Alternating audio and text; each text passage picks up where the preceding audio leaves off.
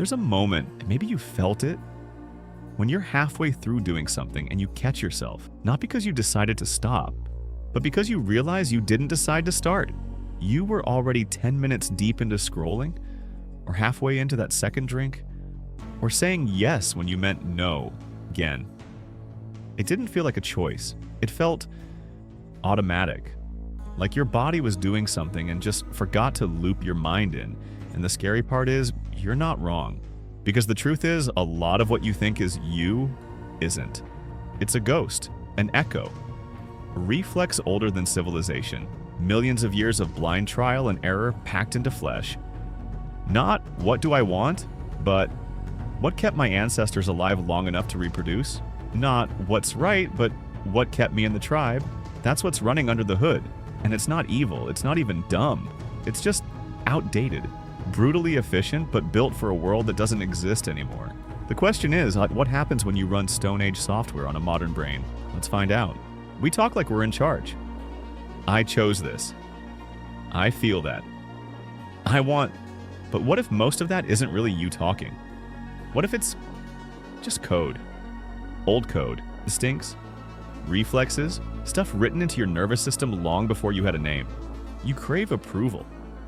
Maybe not because you're insecure, but because back in the tribe, rejection meant death. You feel weirdly tense when someone doesn't text back. Not because you're clingy, but because your brain thinks you're losing social status.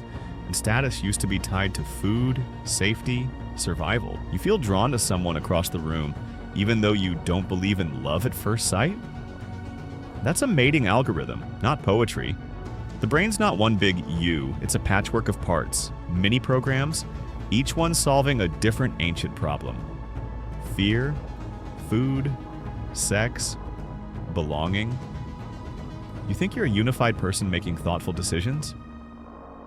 Nah, you're more like a committee trying to drive a car with 12 steering wheels. And here's the punchline. Most of that code hasn't been updated in 200,000 years, which means we're running instincts from the Pleistocene, and on top of Instagram, crypto, Amazon Prime, and dating apps. It's not that you're broken, it's that your wiring was built for wolves, not Wi-Fi. You ever argue with yourself? Like, one part of you wants to eat the cake, and another part is like, we're trying to be healthy, remember? Or you're texting someone you know you should leave alone, but your thumbs just keep moving like they've got their own plan? That's not weakness, that's architecture. Your brain isn't one voice, it's a jury, with zero chill. Evolution didn't give us a central command center. It gave us a bunch of mini-systems, each wired to solve specific survival problems. Fear of snakes? That's a module. Obsession with fat and sugar? That's a module. Gossiping? Yep. Its own little neural package. Leda Cosmides and John Tooby called this the modular mind. They argued that the brain is less like a general-purpose machine, and more like a Swiss Army knife. Each blade designed by evolution for one specific job. That means you don't have one self. You have selves, plural. And they don't always agree. There's the part of you that wants comfort, and the part of you that wants growth. The part that wants to belong, and the part that wants to rebel. The one that wants sex, and the one that wants love, and the one that wants safety. And guess what? Sometimes they all pull in opposite directions. So when you feel conflicted, impulsive, or self-sabotaging, it's not because you're broken, it's because you're ancient. And all those ancient drives weren't designed for peace, they were designed to compete. To win, even at your expense. That's why you can know better, and still do the opposite. Because logic isn't always in charge. The loudest instinct wins. And the loudest one? Usually the one that helped your ancestors pass on their genes, not the one that makes your life easiest in 2025. You're not just fighting bad habits. You're negotiating with ghosts. Imagine a caveman dropped into Times Square. The lights, the noise, the crowd. He'd panic, probably scream, maybe run. Now flip it. Drop yourself into the African savannah, naked, barefoot, no tools.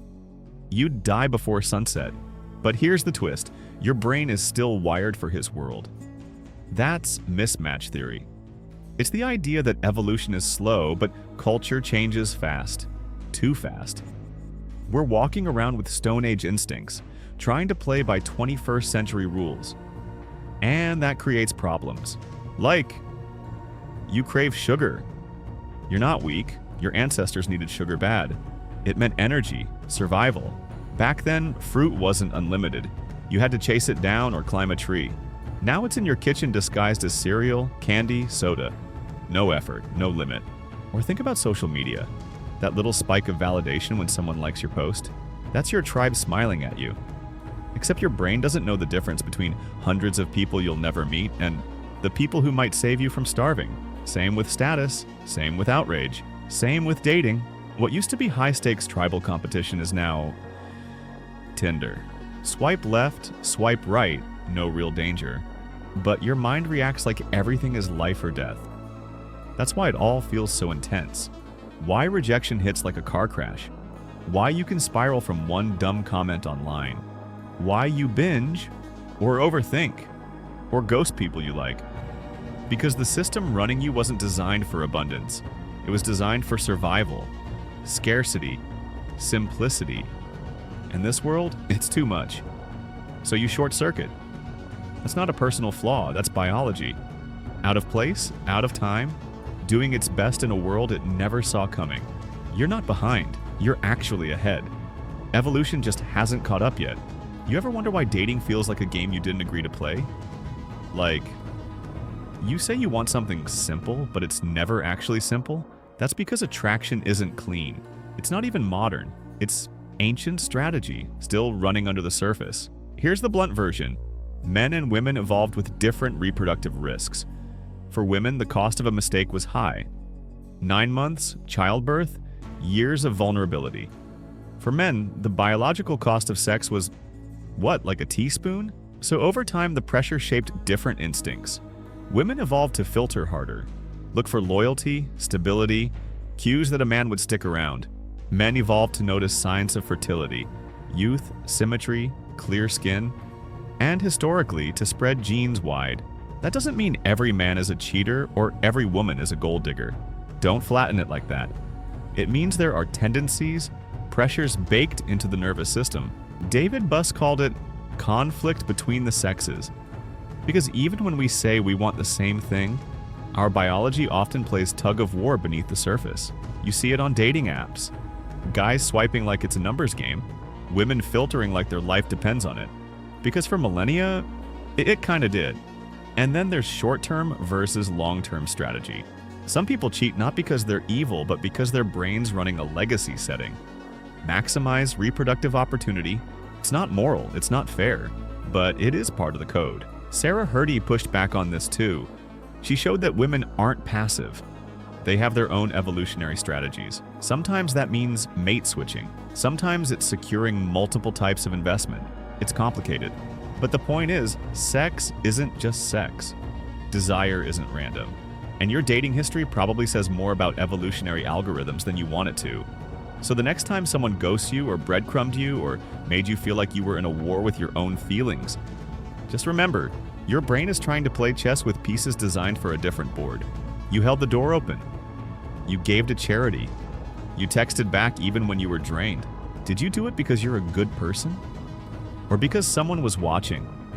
Or because you'll probably need something later? This is where it gets uncomfortable because even our kindness might not be pure. Robert Trivers dropped the bomb back in the 70s, reciprocal altruism. He said we evolved to help each other, but only when it paid off. Scratch my back, I'll scratch yours. And if you don't, I remember. And I punish. That's the deep wiring behind revenge, fairness, guilt, even generosity. They're not just moral feelings, they're survival tools, social glue. Richard Dawkins took it further in The Selfish Gene. He said genes don't care about virtue. They care about replication. If being nice helps your genes spread, evolution keeps it. Even morality, the thing we're most proud of, might just be a trick. A beautiful trick, but a trick. Because here's the thing, we don't just help, we calculate. We help when there's a cost-benefit ratio. We help when there's reputation on the line. We help when it makes us look good or feel superior. Watch how fast people share their kindness online. Watch how subtle the flex becomes. Now, none of this means you're fake. It just means you're human. You evolved in small tribes, where reputation meant survival. Being generous wasn't saintly, it was smart. So yeah, maybe you donated because you care, but also because deep down, you want to be the kind of person who's seen as caring. Because that meant something long before there were Instagram bios. It still does. We're all doing public relations, even when we're being real. You know that sinking feeling you get when someone talks behind your back? Or when you post something and no one responds, and it weirdly feels like you've done something wrong? Yeah, that's not just social anxiety, that's old software freaking out. Robin Dunbar had a theory. Gossip didn't ruin society, it built it. Back when we lived in small groups, language evolved not just to share facts, but to share reputation. Who can be trusted? Who's a threat? Who broke the rules? And the thing is, your ancestors who cared about their social image, they survived. The ones who didn't got left out, exiled, forgotten. So here we are, thousands of years later, still running that same fear script. That's why you flinch at judgment. Why you edit your captions. Why shame feels like death. Because it used to be. Being cast out meant no food, no protection, no mates. You were done. So we evolved a kind of internal alarm, shame. It's your brain punishing you before the tribe can. That feeling you get when you say the wrong thing at a party and replay it in your head for hours? That's shame. Trying to save your spot in the group. The irony is, we live in cities now. Millions of people. Endless second chances. But the mind doesn't know that. It still thinks there's just one campfire, one circle, one shot at belonging, so you over-apologize. You hide parts of yourself, you stay small just to stay safe. And sometimes you do it for years. All because the part of your brain that tracks reputation never got the memo that exile isn't fatal anymore. You're not weak. You're just built for a world where gossip could kill and shame could save. But that world is gone. The wiring isn't. Most people think freedom is doing whatever you want. But if what you want is already preloaded, if your cravings, your fears, your patterns all came baked in, then what are you really choosing? This is where it lands. You can't delete your instincts. You can't outrun them, outdiscipline them, outsmart millions of years of trial and error. But you can see them. You can catch the moment your body reacts before your brain does. You can pause mid-pattern and say, this isn't me. This is code. And in that pause, you get a crack of freedom. Not because you overpowered the instinct, but because you named it. That's what awareness really is. It's not some mystical enlightenment thing. It's knowing what you're made of. And using that knowledge to decide what you keep and what you break. So yeah, maybe you're wired to chase status, hoard validation, self-sabotage, cling, lash out, or shrink. But that's just version 1. You don't rise above your instincts, you walk with them. You watch them. You stop letting them call all the shots without your permission. That's not easy, but it's honest, and it's the start of something real.